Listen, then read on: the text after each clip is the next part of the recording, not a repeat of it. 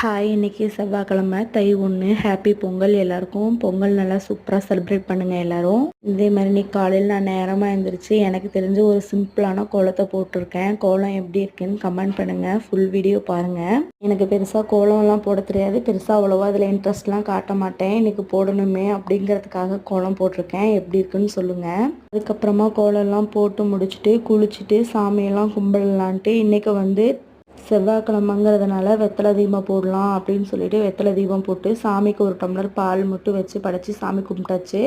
பிரேக்ஃபாஸ்ட்க்கு என்ன பண்ணியிருக்கேன்னா காலையிலேயே சுடு சுடு இட்லி பண்ணியிருக்கேன். அதுக்கப்புறமா தக்காளி சாம்பார் வச்சுருக்கேன்.